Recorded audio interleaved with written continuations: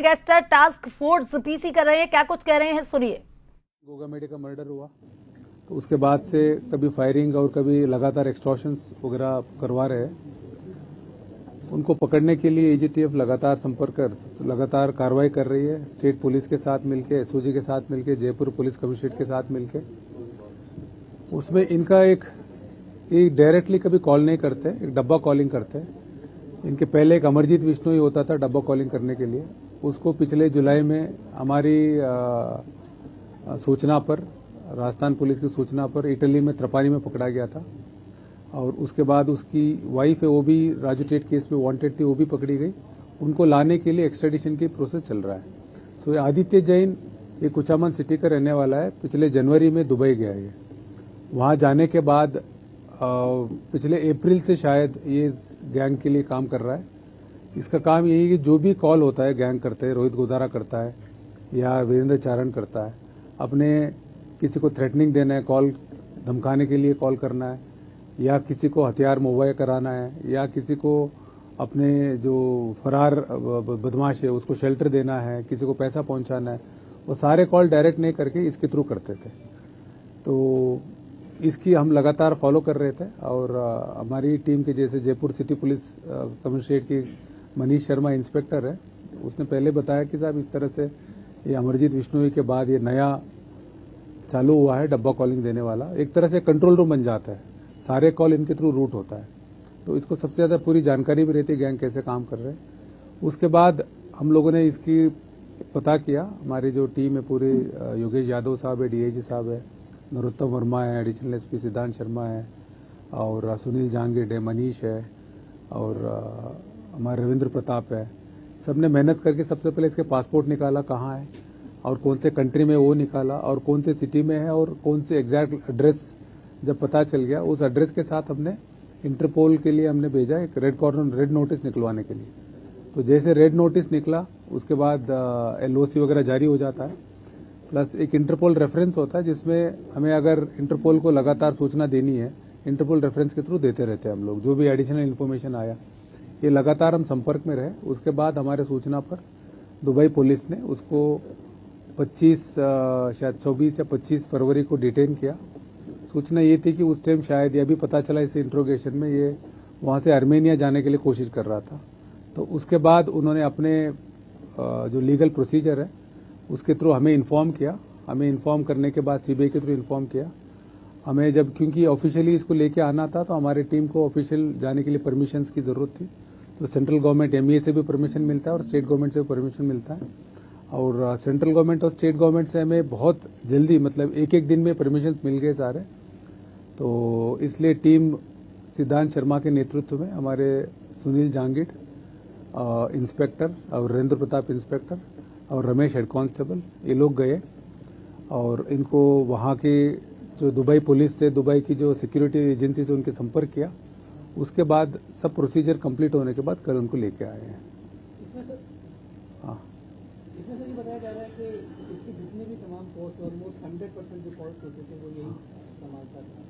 तो क्या ये पूरा डेटा अभी सामने आया है कि ये अब तक कितने लोगों को हेल्प दे चुका था या आप देने वाला था, क्या इनकी प्लानिंग में रहता था? पूरे देश भर में किसी का अलग अलग नेटवर्क रहता है। नहीं, टाइप का कॉल करता था मतलब डब्बा कॉल में वाज ही डूइंग एक्सटॉर्शन और इवन अदर लॉजिस्टिक्स लाइक कि ये कहां-कहां वेपन्स पहुंचाना। हाँ, नहीं, ये सब एक्चुअली जो भी डब्बा कॉलर होता है इस गैंग के लिए सबसे इम्पोर्टेंट होता है। वो सारे कॉल, जैसे किसी को धमकी देना है तो ये जो डब्बा जो देता है वो कभी बात नहीं करता है। वो डब्बा कॉलर सिर्फ एक दूसरे से मोबाइल, मतलब डब्बा की कॉलिंग की फैसिलिटी देता है एक तरह से, बट उसके सारे नॉलेज में रहता है। जैसे इसके अभी प्रारंभिक पूछताछ में आया है कि जहां भी, जैसे अभी जिस केस में इसको अरेस्ट किया है, ये कुचामन सिटी का केस है, किसी को धमकी दी थी उसमें अरेस्ट किया है, उसमें इसको नॉलेज में था। और इसके अलावा जैसे धमकी देना भी प्लस गैंग के कई हथियार इधर उधर से ले जाना है, वो भी डायरेक्टली कोई अपने गैंग मेंबर से भी बात नहीं करते, इसी के थ्रू बात करते, जिससे क्या वो कुछ सेफ रहे। अब वो कुछ सेफ रहे, अपने लोकेशन छुपा के रखे, अपने नंबर छुपा के रखे, इसके लिए इसको यूज करते हैं लोग। तो एक तो थ्रेटनिंग के लिए भी यूज होता था डब्बा कॉलिंग, प्लस अपने गैंग मेंबर्स को पैसा देने के लिए, अपने गैंग मेंबर्स कहीं छुपाना है, कोई शेल्टर देना उसके लिए, प्लस कहीं हथियार इधर उधर शिफ्ट करना उसके लिए, सबके लिए यूज होता था डब्बा कॉलिंग। सर, आदित्य जैन और टोनी को पकड़ने में आप लोग की सबसे बड़ी चुनौती क्या थी और ये ऑपरेशन कितने समय से प्लान किया जा रहा है? नहीं, सबसे बड़ी चुनौती तो ये होती है कि क्योंकि ये बात ही नहीं करता, पता नहीं चलता है कि कौन है, कौन डब्बा दे रहा है। उसके बाद इनके नंबर, ये जो भी कॉल करते हैं वीपीएन यूज करके कॉल करते, ट्रेस करना मुश्किल होता है। तीसरी बात, इनकी पासपोर्ट पता नहीं चलता है। बहुत बार ये लोग अपने पासपोर्ट से नहीं जाते हैं। सबसे पहले आइडेंटिटी पता करना कि कौन डब्बा दे रहा है, उसके बाद कौन से कंट्री में है, उसके बाद उनके केसेस निकाल के रेड नोटिस लेना, लोकेट करना, ये सब चैलेंजेस है। और उसके बाद लाना, क्योंकि डिपोर्टेशन भी वो कंट्री के ऊपर ही है, वो लाना इसलिए मतलब चैलेंजिंग है। और हमारे लिए ये शुरुआत है, ये मतलब this is not the end but this is the beginning. और इससे हमें उम्मीद है कि जितने भी जो राजस्थान में जो भी इस तरह के लोग जुड़ रहे हैं, गैंग्स के साथ जुड़ रहे हैं, वो सोचते हैं कि अगर हम हमारे पता नहीं चलेगा, हम कोई किसी की थैला लेके चले जाए या कोई हथियार की डिलीवर कर दे, पैसे डिलीवर कर दे, उन सबके खिलाफ हमें इन्फॉर्मेशन भी अच्छी मिलेगी, उनके खिलाफ एक्शन लेने में भी मदद मिलेगी। प्लस और भी कहीं किसी को धमकी दिया अगर हमारे नॉलेज में नहीं है, उसको भी आइडेंटिफाई करके हमें एक्शन लेने में भी मदद मिलेगा। इसका बैकग्राउंड क्या है? आदित्य जैन का बैकग्राउंड कहाँ से, मतलब कुचामन सिटी से पढ़ा, फिर इनके साथ संपर्क में कैसे आया? ये इसका बैकग्राउंड ये है कि ये कुचामन सिटी का है। एक जब ये 17-18 साल का था, किसी लड़की के साथ प्यार हो गया, उसके बाद उसके चक्कर में इसके खिलाफ एक केस दर्ज हो गया, उसमें अरेस्ट भी हुआ था। इसके अलावा 2018 में ये चूरू जेल में जब बंद था, तब वीरेंद्र चारण के संपर्क में आया था। उसके बाद ये कई कुछ छोटे मोटे काम करता था और दुबई में ये कहता है अभी कि इसकी डब्बा देने के अलावा कुछ टूर्स एंड ट्रैवल्स का भी काम इसने चालू किया है। सर, ये अब तक कितने लोगों को धमका चुका है इस तरह के, और कितने हथियार लोगों को उपलब्ध कराए? नहीं, वो अभी हमें पूरा पूछताछ में, अभी तो कल रात को लाए हैं, अभी इसके केस में पीसी लेंगे, उसके बाद में डिटेल कुछ तो हमारे ऑलरेडी जानकारी में है और कुछ जानकारी में नहीं है, वो हम जानकारी निकालेंगे। राजू ठेठ और ये जी क्लब फायरिंग में भी इसका ही? नहीं, उस टाइम तक का भी वो पूछना पड़ेगा, क्योंकि ये गया ही जनवरी में गया है, जनवरी 2024 को गया है ये यहाँ से मतलब दुबई 24 में गया है। और अभी तक प्रारंभिक पूछताछ में आया कि ये अप्रैल से चालू किया है इसने डब्बा देना, 2024 अप्रैल से। अमरजीत के इसके काम में क्या फर्क है? वो भी तो डब्बा कॉलिंग करवाता? हाँ, वो डब्बा कॉलिंग करवाता था। और अमरजीत का क्या, वो और ज्यादा डीपर कनेक्शन से गैंग के साथ। और इसका भी अब पूछताछ में पता चलेगा कितना, मतलब सिर्फ कॉल करने तक ही था, इसमें कितना पैसा इसको पहुंचता था, वो सब हम डिटेल में पूछताछ करेंगे तब पता चलेगा। अमरजीत की एक्स्ट्राडिशन का भी प्रोसेस चल रहा है, वो इटली में है। अलग अलग कंट्री का अलग अलग सिस्टम होता है, और जैसे दुबई में तो जल्दी दे दिया, और वहां अभी हमारा एक्स्ट्राडिशन चल रहा है, हमारा लगातार पत्राचार चल रहा है, हमें उम्मीद है उसको भी जल्दी लेके आएंगे। यस, किराना शॉप अकेला करता था या इसके साथ और भी कोई लोग थे? कोई ट्रेनिंग इसकी ली हो? नहीं, इसके लिए ट्रेनिंग की जरूरत ही नहीं होती। डब्बा कॉलिंग के लिए कौन सी ट्रेनिंग होती है? नहीं, अभी इसकी इनिशियल ये कह रहा है कि बिकॉज इसने दूसरी कम्युनिटी की लड़की से शादी की थी, इसलिए इसके पेरेंट्स के साथ टच में नहीं है, ये अभी तक इस बता रहा है। अभी दुबई में ही है। इसका पहले का कोई क्राइम का रिकॉर्ड है? नहीं, पहले का कहीं इंस्पेक्टर बन के किसी को कॉल करके धमकाया, प्लस ये वाला केस है, और भी कुछ केसेस है। सर, दुबई पुलिस का कितना सहयोग रहा इसमें? दुबई पुलिस का पूरा ही सहयोग रहा उनका। उन्होंने ही जैसे हमारे जैसे क्या होता है कि जैसे रेड नोटिस इंटरपोल निकालता है, रेड नोटिस निकलने के बाद वो लुकआउट सर्कुलर सब जगह जारी करते हैं, तो उसके बाद वो जैसे दुबई पुलिस के पास भी गया, वो एक्टिव रहे वो लोग, और कुछ तो एग्जैक्ट लोकेशन भी हमने दे दिया था, प्लस उनको इंटीमेट कर दिया था। इसके अलावा जैसे ही ये आर्मेनिया जाने के लिए कोशिश किया तो एयरपोर्ट में ही पकड़ा गया है। और भी अपराधी जो विदेशों में बैठे हैं उनको भी प्रत्यार्पण भी? नहीं, उनके लिए भी हम कोशिश कर रहे हैं। हमें अलग अलग स्टेज में है हमारे, देखिए उनको लोकेट करना, प्लस रेड नोटिस निकलवाना, तो उन सबका, क्योंकि इंडिया में तो सीधे जाके पकड़ के लाना है, बाहर में तो बहुत प्रोसीजर चलता है, तो वो हमारी पूरे नज़र में है, और हमारा एक्शन जारी है। हमें उम्मीद है कि हम जल्दी सबको पकड़ लेंगे। Sir, he has a criminal record for petty crimes or serious crimes? You said he has a past criminal record. पहले वाला क्या था? आर्म्स एक्ट और 376 का है। सर, लॉरेंस टेन जो है उसने देश के 20 लोगों को फिलहाल नहीं, ये जैसे रोहित गोदारा लॉरेंस गैंग का ही पार्ट माना जाता है। तो रोहित गोदारा वीरेंद्र चारण के लिए काम करता था। नहीं, वाइफ का भी हमारा केस में वांटेड नहीं है। मोस्ट ऑफ द जितने भी पैसे बड़े होते हैं उनके गैंगस्टर जाकर दुबई में होते हैं। ये दुबई कोई खास मकसद से गया था या कुछ वहाँ जाने के पीछे का लॉजिक क्या है? नहीं, एक तो यहाँ जैसे ये जब भी जाते हैं, यहाँ मतलब यहाँ की लॉ एनफोर्सिंग एजेंसी से इनसे बचने के लिए जाते हैं। यहाँ तो अरेस्ट करेंगे और केस चलाएंगे, सजा करेंगे।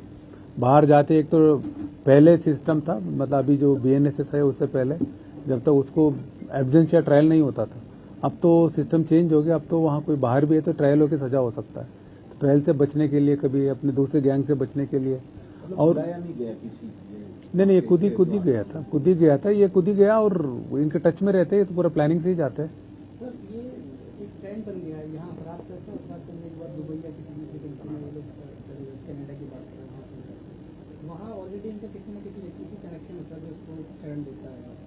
इसको किस व्यक्ति ने बुलाया, किस व्यक्ति के साथ कनेक्टेड था, और क्या ये ट्रेंड बन गया है राजस्थान से अपराध करते हैं या दूसरी स्टेट अपराध करते हैं और फिर दूसरे कंट्री में चले? नहीं, इसका अभी जो प्रारंभिक पूछताछ ये तो मना कर रहा है, लेकिन अब डिटेल में पूछताछ करेंगे तो पता चलेगा किसने बुलाया।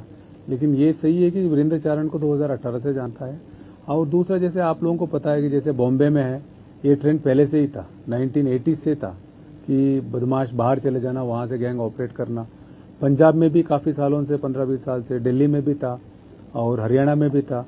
और हमारे राजस्थान से मैं कह सकता हूँ 2022 जुलाई से ये ट्रेंड चालू हुआ है। हमारे लिए चैलेंज नया है और तो इसीलिए हम लोगों को और मेहनत करके और हम लोग इनको काबू करने के लिए कोशिश कर रहे हैं। हमारा फर्स्ट प्रायोरिटी ये है कि राजस्थान के अंदर कोई वारदात नहीं हो। इसीलिए इनके जितने भी फॉलो करने वाले हैं, इनको इवन छोटे मोटे काम करने वाले हैं, कोई हथियार ले पहुंचाता है, कोई पैसा पहुंचाता है, कोई गाड़ी देता है, कोई रेकी करता है, उन सब के खिलाफ हम एक्शन ले रहे हैं। और जितने भी बाहर है वो काफी हमारे मतलब अच्छी लेवल की हमारी तैयारी है और हमें उम्मीद है जल्दी उनको भी पकड़ के हम अरेस्ट करेंगे। वो काफी है, वो नंबर नहीं बताना चाहता हूँ मैं। ठीक है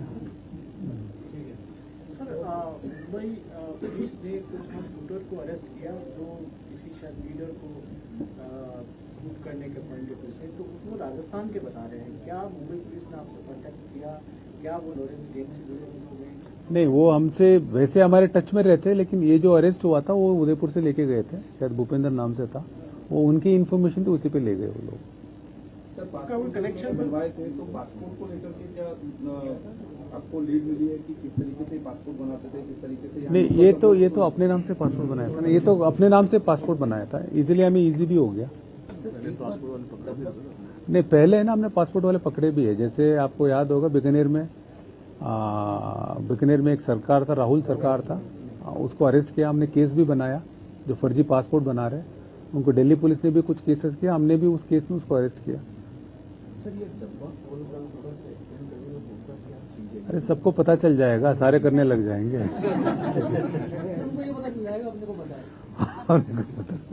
नहीं, अभी क्या है कि जो डब्बा कॉलिंग देता है ना, वो सबसे ज्यादा वल्नरेबल पोजीशन में है, क्योंकि वो बिना बात किए भी हर जो वारदात हो रही है उसमें पार्ट बन जाता है और वो इजीली पकड़ा जाता है। तो जो भी डब्बा कॉलिंग करने के लिए जो सोच रहे होंगे, क्योंकि बहुत इजीली पकड़ा जाता है। अभी हमारे केस में देखिए, ये पहले डब्बा कॉल ये अमरजीत विष्णु देता था, वो पकड़ा गया, और ये दे रहा था, ये पकड़ा गया।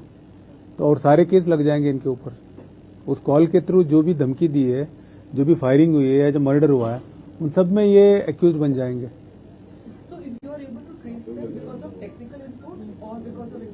नहीं, वो सारे पुलिस हर तरह की कोशिश करते हैं, टेक्निकल भी है, इंटेलिजेंस एजेंसीज की भी मदद लेते हैं हम लोग, ह्यूमन इंट भी होता है, वो हर तरह। नहीं, इनाम नहीं किया हमने, वो तो हमारे ऊपर है, चाहे तो कर सकते चाहे तो नहीं कर सकते। बहुत बार हम इसलिए नहीं करते ताकि अलर्ट नहीं करें उनको। इनाम होते बहुत बार जगत छोड़ देते हैं लोग। हाँ, ये पंजाब में एक केस में वांटेड है, पंजाब के एक केस में वांटेड है, और अब हरियाणा और दिल्ली में भी कुछ वारदातें हुई है, उसमें भी सस्पेक्ट है। अब वो पूछताछ करेंगे, वो उसके बाद उनकी टीम भी आएगी। ठीक है। केंद्र जिसका आपने बताया, क्या वो लॉरेंस केंद्र से कनेक्शन है? नहीं, वो तो अब उस केस में ले गए। अब एग्जैक्टली उसके मैं कमेंट नहीं कर सकता हूं मैं, है ना, वहां का केस है ना। बाबा सिद्दीकी में ले गए एक को, हमारे यहीं से ले गए थे। हथियार देने की मतलब हथियार है ना।